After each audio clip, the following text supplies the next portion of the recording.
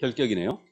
자, 그럼 이 결격에 대해서는요, 지금 지난주에도 가볍게 연습을 했지만 틀린 것을 보도 공동생됐어요. 그러니까 박스형 문제인데 지금 틀린 거라고 그랬죠. 옳은 것 골라내면 안 되죠, 지금. 그러니까 박스형 문제는 답을 칠 때 틀린 것 골라라 문제를 꼭 한 문제씩 내고 있으니까 반드시 거꾸로 쓰는 걸 조심해야 됩니다. 다 풀어놓고 거꾸로 써버리면 너무 아까우니까. 자, 그러면 갑니다. 민법상 P특정 후견인 결격사유에 해당한다. 자, P특정 후견인은 결격이다 아니다? 아니다. 틀렸고 요즘 잘 내고 있네요. P특정 후견인. 특정 사무에 관하여 후견 개시를 심판을 받았거나 일시적 후견이 필요한 자로서 후견 개시 심판을 받은 거예요. 이 자가 P특정 후견이다. 그래서 피한정 피성년 후견인은 결격인데 P특정 후견인은 결격이 아니다. 자, 그럼 틀렸고 다음 2번 니은 지문 알아만 두시는데 피업기간이 1년이었어요. 그럼 여기다 밑줄이죠 지금. 피업기간 1년이다.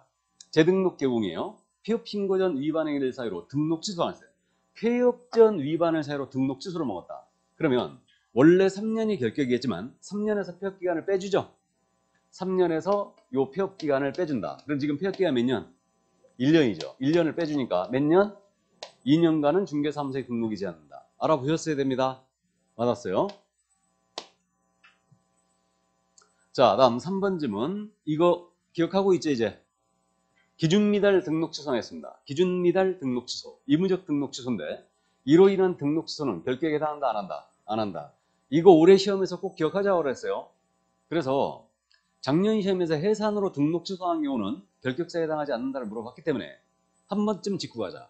사망, 해산, 기준 미달 등록 취소는 아예 결격이 아니다. 다음에 결격 사유로 인하여 등록 취소를 당하면 이때는 등록 취소 3년 결격을 잡는 것이 아니고 등록 취소 원인이 된 결격 사유 기간이 결격이죠. 그래서 파산 선고받아 등록 취소를 당하면 복권 될 때까지 결격이지 등록 취소 3년이 결격이 아니다. 맞아요? 그래서 이 점 이해되시는데 그럼 또 확인 이제 하고 넘어가야죠. 또 이해했다고 그랬으니까 형법을 위반하여 징역 1년에 집행유예 2년을 받았어요. 결격입니까? 아닙니까? 결격 맞죠? 이로 인하여 개공이 등록 취소를 당해버렸습니다. 그럼 이자는 결격기간이 어떻게 된다? 집행유예 기간인 2년 만이다. 맞아요? 집행유예 기간인 요것만 결격이에요. 등록 취소 3년을 적용하지 않습니다. 다음. 이 법에 위반하여 자신의 행위로 이 법에 위반하여 300만 원의 벌금형을 선고받았어요. 개공이. 그럼 이거 결격이죠. 등록 취소했어요. 그럼 이때는 등록 취소 3년을 적용하는 게 아니죠. 벌금형 선고로부터 3년 결격이다. 맞아요? 아니 이거는 이해하면서 이거는 왜 이해를 못하냐고요. 지금 똑같잖아요. 결격으로 인하여 등록 취소가 됐으니 등록 취소 3년이 아니고 기준점이 틀리죠. 같은 3년인데 얘는 선고로부터 3년이죠. 이거 벌금형 선고로부터 3년이에요. 맞습니까? 그래서 이렇게 되는 겁니다. 다음 등록 취소 3년이 아니에요. 공인인사 자격을 취소당했어요. 공인인사 개공이 자격 취소당했습니다. 그럼 등록 취소한다고 그랬죠. 왜요? 왜요? 자격 취소하면 왜 등록 취소해요? 결격이니까. 자격증이 없는데 그러면 안 된다고 그랬어요. 자격 취소는 등록 취소로 불러옵니다. 왜? 결격이니까. 논리적으로 풀어야 됩니다. 그래야 이게 해결이 돼요. 그럼 이자는 등록 취소 3년 결격이 아니에요. 결격으로 등록 취소한 거예요, 지금. 그러니까 자격 취소로부터 3년 결격이죠. 이해되세요? 그러니까 똑같은 거 아니에요.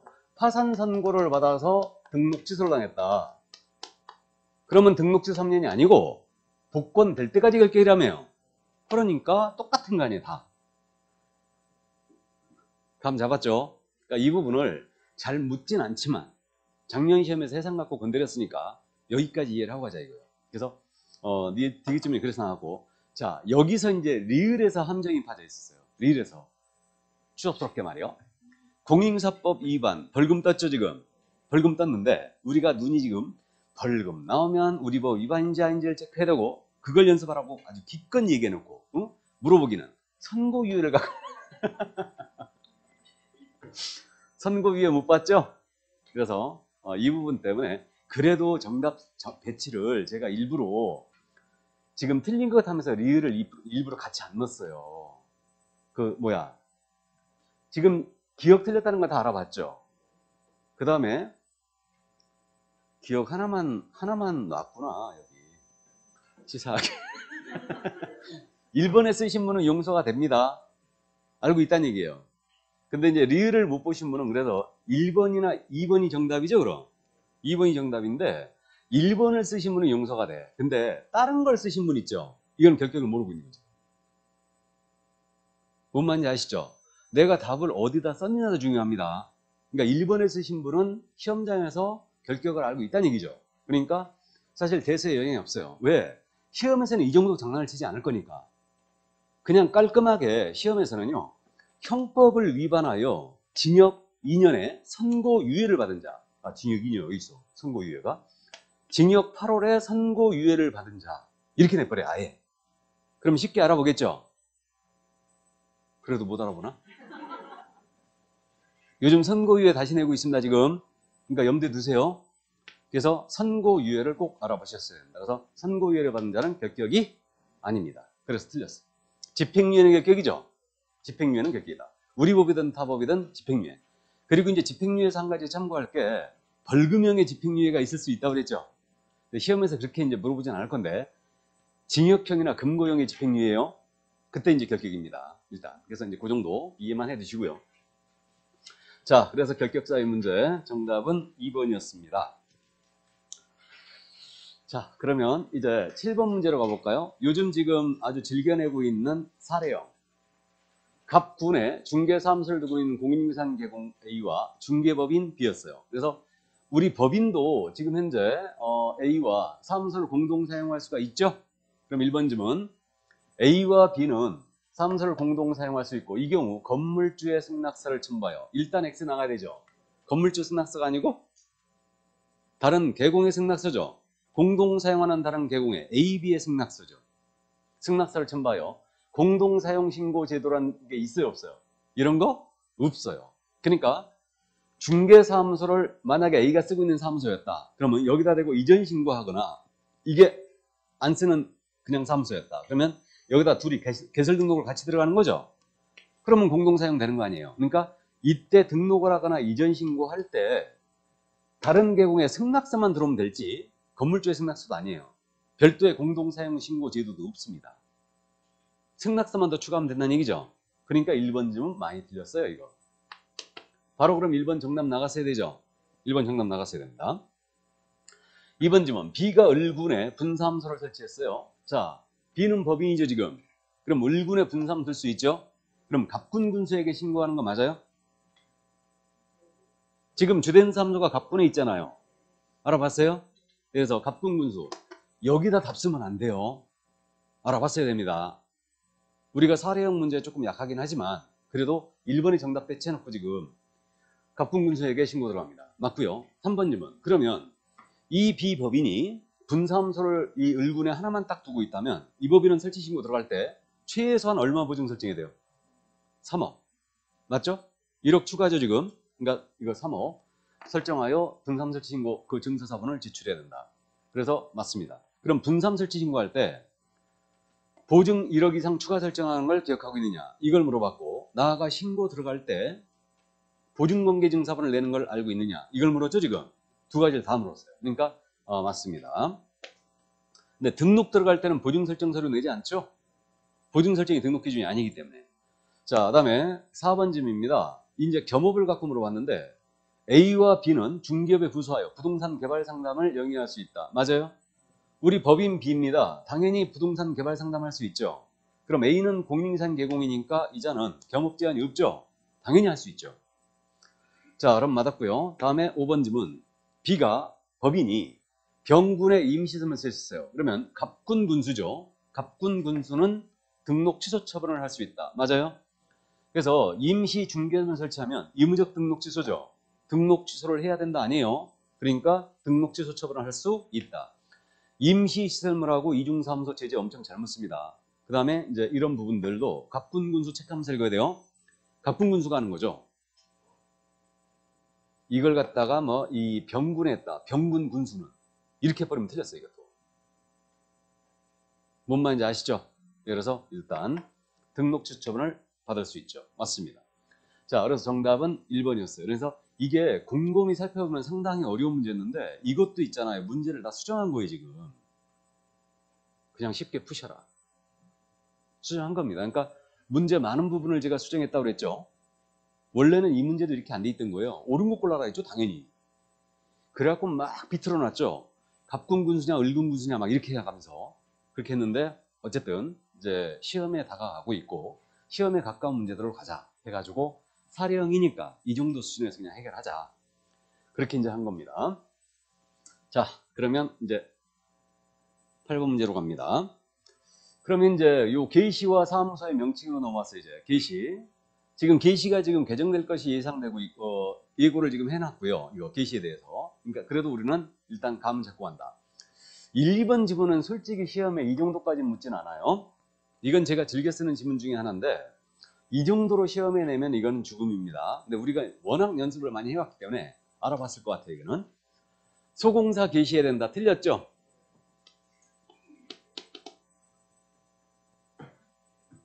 소공사가 아니죠. 개공은 그의 소공사의 자격증 원본을 중개사무소에 부기신무소에 있습니다. 이렇게 나와야 되죠. 게시 의무 위반은 뭐예요? 백과. 이렇게 되고 2번 지문도 우리 사무소의 명칭입니다. 사무소의 명칭에는 반드시 성명을 표기해야 된다는 규정이 있어요? 없어요? 없어요. 사무소 명칭에는 공사사무소 부동산 중개란 문자를 쓰라고 그랬지 성명 표기라는 얘기 없죠? 5개 광고물 설치할 때 성명을 표기하라고 그랬죠. 구분됐습니까? 그러니까 1, 2번 지문 실제 시험에 이렇게 내면 이건 죽었어요. 이거 연습이 안 돼 있으면 바로 다 맞았다고 나가거든 이거. 그래서 틀렸고요. 자, 그 다음에 이제 3번 지문입니다. 개업공사는 그 중개사무소에 5개 광고를 설치할 의무가 있다. 이거 없다는 거 알죠? 네, 설치할 때는 인식할 수 있는 크기로 성명 써줘야 되죠. 그래서 벽면 이용간판, 돌출간판, 옥상 간판에 성명을 인식할 수 있는 크기로 써야 된다. 분사무소 간판 엄청 잘 문다고 그랬는데 분사무소 간판에는 누구 이름 써야 된다고? 책임자. 잘 알고 있고요. 그럼 개공이 아닌 자는 이거 공사사무소 부동산 중개 유사명칭을 쓰면 안 되죠. 그럼 개공이 아닌 자가 유사명칭을 쓰면 1-1. 개공이 아닌 자 1-1이죠. 개공이 명칭을 위반하면 100과. 됐습니까? 자, 그 다음에 이제 그러면 4번 지문이에요. 법제 7638호 부칙제 6조 제2항 개공. 이자가 중개인이죠. 중개인의 정식명칭이고 공인인사 사무소란 명칭을 사용했다. 이거 사칭으로 처벌하는 거 아니라고 그랬죠. 이건 사칭으로 처벌하는 게 아니고 중개인의 현업을 하는 개공이시기 때문에 100만 원 이하의 과태료 명칭 위반을 처벌하는 거예요. 그래서 4번 정답이었습니다. 이게. 그 다음에 5번 지문입니다. 등록관청 간파철거 명령을 이행한 위반한 개공에 대해서는 이행강제금을 부과할 수 있다. 자, 우리가 이행강제금이 아주 익숙하거든요. 근데 우리 공인인사법적에서는 이행강제금이 있어요? 없어요? 없어요. 행정대집행법에 의한 대집행만 있죠 이거? 대집행만 있지 이행강제금 우리는 없습니다. 간판 철거명령에 불응했다. 이행강제금 없습니다. 대집행을 할 수 있다 이렇게 돼 있죠. 행정대집행법에 의한 대집행을 할 수 있다. 자, 그래서 정답은 4번이었습니다. 4번에 정답 배치를 했기 때문에 5번에서 이제 함정을 팠는데 어쨌든 그래서 명칭에 대한 부분 원래 그래서 이제 이 명칭 부분은 매회 물었거든요. 매회 시험에서 물어봤는데 올해 지금 표시 광고를 물어봐야 되기 때문에 이 부분이 이제 조금 의심이 되긴 해요. 근데 물론 명칭 물어볼 수도 있고 표시 광고 따로따로 다 물어볼 수 있어요. 그래서 이해를 꼭 해두시고요. 자, 그래서 이제 제재까지 다 살펴봤고요. 그럼 괄호형 문제가 나올 것 같은데 그 다음이 그죠? 괄호형 문제 순서대로 옳게 나열하는 것을 냈는데 우리 표시 광고에 대한 그 명시할 사항이 뭐냐 이건 지난 시간에 지난 주에 연습을 했고요. 오늘은 모니터링 관련해서 이제 숫자만 한번 짚고 가자 이거예요. 모니터링 관련해서. 그럼 모니터링 업무 수탁기관은 기본 모니터링 결과 보고서요. 기본 모니터링 결과 보고서는 기본 모니터링은 분기마다 하는 거죠. 그러니까 3개월마다 하는 거니까 결과 보고서를 마지막 날로부터 며칠? 30일이죠. 30일 내에 국토부 장관에게 제출해야 되죠. 맞고 그 다음에 시도의사 등록관청이 만약에 국토부 장관에게 모니터링 이거 조사 및 조치 요구받았어요. 그러면 신속하게 조사 및 조치를 해줘야 되죠. 그러면 신속하게 조사 및 조치해주고 그 조사 및 조치 결과를 통보해줘야 되죠. 통보해줘야 된다. 며칠? 10일. 이거는 이제 10일 기억했고, 이거를 누구한테 통보하느냐 지금 이걸 물었는데, 모니터링은 중심에 누가 있다고요? 국장이 있다. 그럼 국장이 조사 및 조치를 요구하는 거고, 요구할 수 있고, 그러면 그 결과도 국장에게 통보해야 되는 거죠. 근데 신고센터는 틀리죠. 신고센터는 부동산 거래소 교란행위를 했는가, 이거를 시도자 통해서 요구하고 신고센터에다가 피드백하는 거죠.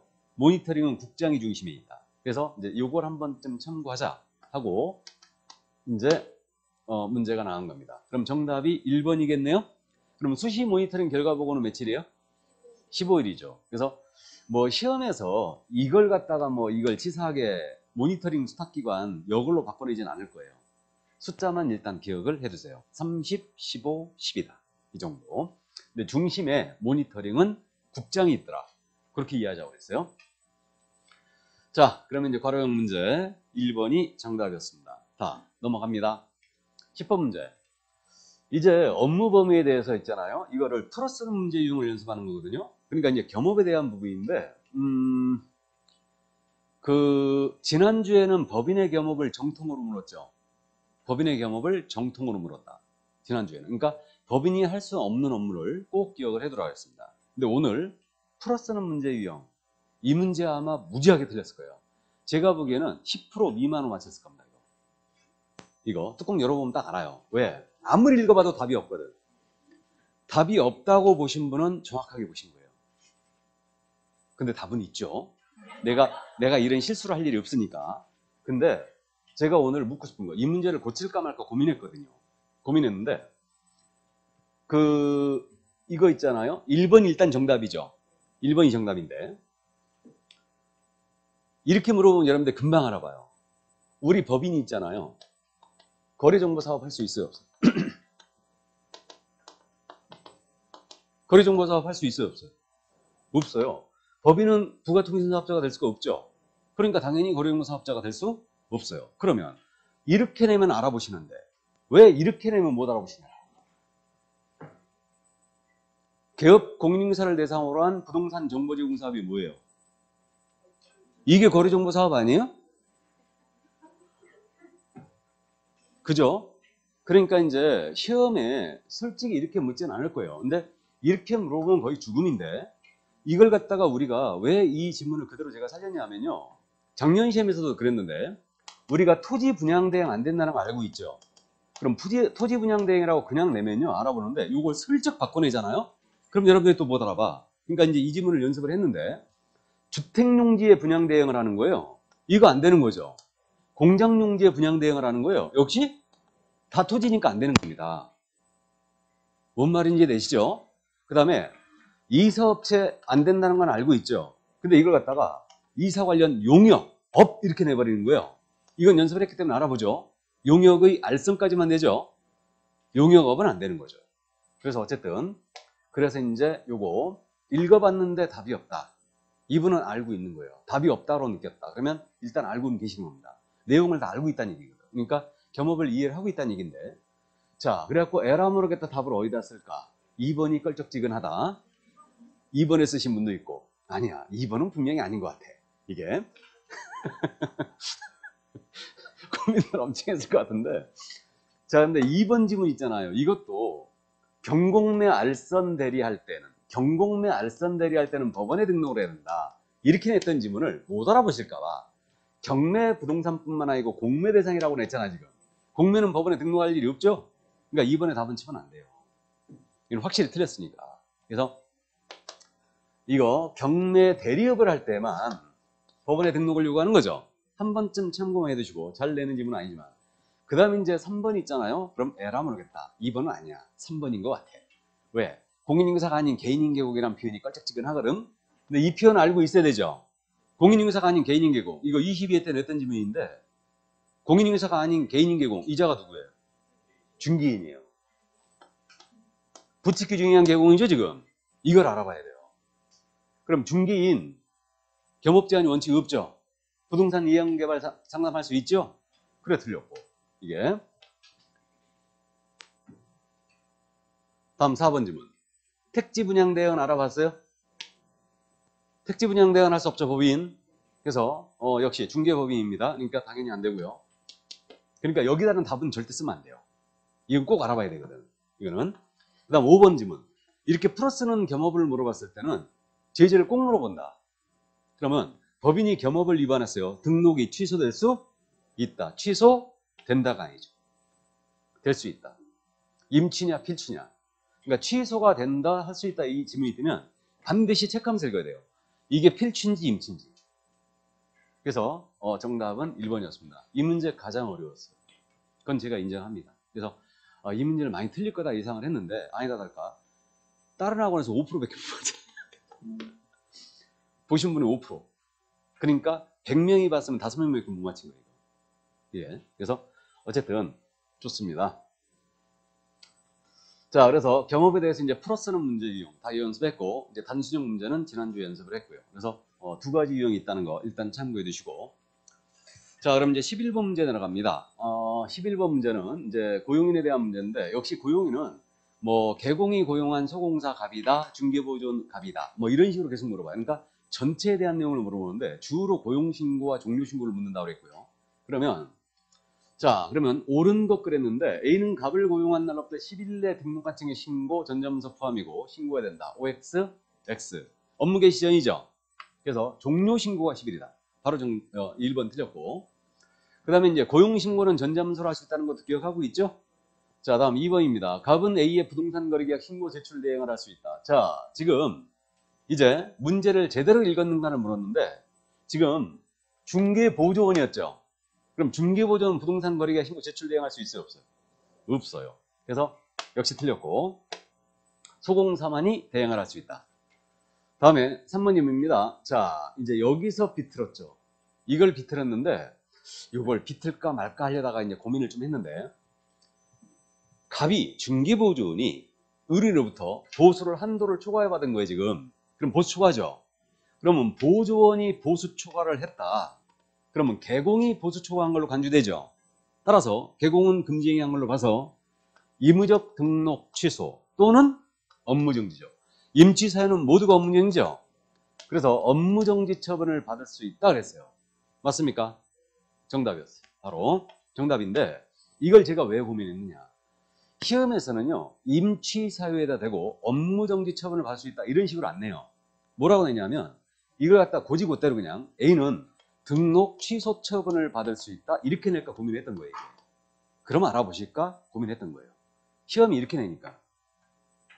예. 그럼 알아보셨겠어요? 그래도 못 알아봐요?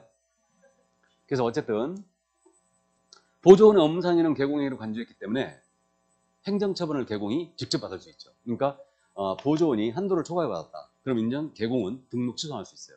또는 업무정지입니다. 그래서 맞았고 그 다음 이제 4번에 답 쓰신 분은 없죠? 양벌 규정으로 300만 원 이상 벌금 받았어요. 결격에 해당한다 안 한다? 안 한다. 이로 인한 등록 취소는 불가능한 거 알고 있어야 되죠? 꼭 알고 있어야 되고. 자, 그 다음에 이제 5번 지문 있지 않습니까? 5번 지문은 이제 약간 높아졌는데 난이도가 A는 갑의 업무상행에 대한 상당한 주의와 감독을 다했어요. 그렇다 하더라도 손해배상 책임을 못 면해요? 못 면합니다. 그러니까 손해배상 책임에 대해서는 보조원의 업무상행에 일어난 손해배상 책임에 대해서는 개공은 무과실 책임이죠. 그러니까 책임을 못 면합니다. 그런데 형사책임, 양벌 규정에 따른 형사책임은 상당한 주의와 감독을 다했거든요. 그럼 상당한 주의와 감독을 다하면 이것은 벌금을 면해버리죠. 면한다. 아예 면한다. 2분의 1 법원에서 감경할 수 있다가 아니에요. 아예 면한다. 그러니까 이건 과실책임이에요. 그러니까 양벌 규정은 과실책임이라는 게 판례의 태도이자 학설의 일반적 태도예요. 과실책임이에요. 그러니까 상당한 주의와 감독을 다 못했기 때문에 벌금형에 대해서는 일단 구상이 안 되는 거예요. 구상도 안 돼요. 자기 책임이죠, 사실. 자, 그래서 그 정도 이해를 해 두시고요. 그래서 정답 3번이었습니다. 자, 그러면 이제 11번 문제를 확인해 봤고요. 12번 문제로 가볼까요?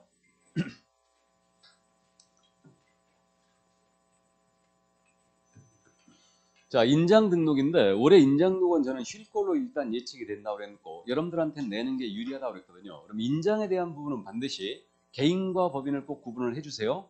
개인이 등록할 인장과 법인이 등록할 인장이 틀리죠. 등록 방법도 둘이 틀려요. 그러면 개인이 인장을 등록할 때는 신고서로 들어가죠. 이때 등록증 원본 첨부해야 돼, 안 해야 돼? 인장 변경 등록 들어갈 때 등록증 원본 첨부해야죠. 거기다 도장을 찍어야 되니까. 맞죠? 그 다음에 인장 등록의 시기는 등록 신청과 함께 고용신고와 함께 할 수 있고 대전제는 업무를 개시하기 전까지. 됐습니까? 그러니까 개인, 법인 꼭 구분해 주시고 법인이 인장을 등록하는 방법은 인감증명서의 제출로 가름한다 그랬죠? 자, 그 정도 이해하시고 그럼 1번입니다. 법인이 아닌 계공이에요. 숫자 단순함기죠, 이거. 기출지문이었죠. 법인이 아닌 계공이 등록할 인장, 소공이 등록할 인장 다 똑같죠? 성명 플러스 7, 3이다. 7, 3. 10mm, 40mm 틀렸고. 2번 질문입니다. 분삼 사용할 인장은 상업등기에 따른 그 법인의 대표자가 보증하는 인장으로 등록해야 된다? 할 수 있다? 할 수 있다. 그러니까 이거 일단은 감 잡아두시는데 법인인 경우에 법인인 계공이 등록할 인장은 상업등기 규칙에 따라 그 신고한 법인의 인장을 등록을 해야 된다. 이렇게 된 거예요. 맞았어? 틀렸어요? 맞았죠? 법인인 계공이 등록할 인장은 상업등기 규칙에 따라 신고한 법인의 인장이 된다. 이건 주된 사무소를 말하는 거죠, 지금. 그러니까 법인인감도장 등록해야 돼요. 근데 법인의 분사무소에 사용할 인장은 상업등기 규칙에 따라 이 법인의 대표자가 보증하는 인장으로 등록할 수 있다예요. 그럼 이게 할 수 있다. 그래서 2번 질문 기본 기본으로서 일단 틀린 건데 더군다나 못 알아보실까봐 대표자 보증하는 인장으로만 이렇게 해놨죠 지금. 그럼 법인 인장을 등록해도 된다는 얘기죠. 그래서 일단은 2번 질문 틀렸는데 이거를 이렇게 냈을 때도 알아봐야 돼요. 법인인 개업공사의 주된 사무소에서 사용할 인장은 상업등기규칙 따라 그 법인의 대표자가 보증하는 인장으로 등록해야 된다. 틀렸죠? 또 분삼 사용할 인장은 상업등기규칙 따라 신고한 법인의 인장으로 등록해야 된다. 이것도 틀렸고. 뭔 말인지 아시죠 지금? 그러니까 정확하게 그러니까 표현이 법인인 개공이라고 나오면 이건 주된 사무소로 이해해야 돼요. 주된 사무소로 이해하고 신고한 법인의 인장 등록해야 되죠. 근데 분삼 사용할 인장은 대표자 보증 인장이라고 나와야 돼요. 등록할 수 있다. 선택권을 준 거예요. 그래서 2번 틀린 거고. 자, 그 다음 이제 3번 질문입니다. 소공사는 중개행에 사용할 인장을 업무 이전까지 등록, 전자문서 등록 포함 등록해야 한다. 맞나요? 소공사 중개행 사용할 인장을 업무 개시 전까지 등록해야 되죠? 맞았죠? 그러니까 이게 또 여러분들이 또 의심을 하면 안 된다고 그랬죠? 답 나오면 바로 나가는 거예요. 그러니까 소공사 등록해야 된다. 맞고. 다음에 4번님은 등록인장을 변경했습니다. 변경도 며칠 내야 돼요? 7일. 인자야, 전등, 소등, 인장의 변경록 7일. 다음. 분삼 사용할 인장의 등록 누구한테 들어가야 돼요? 주된 사무소에 들어가야죠. 그래서 틀렸습니다. 그래서 정답은 3번이었어요. 인장 같은 거는 이제 절대 틀리면 안 됩니다. 꼭 맞춰야 되는데 물론 이제 실수를 되도록 줄이시고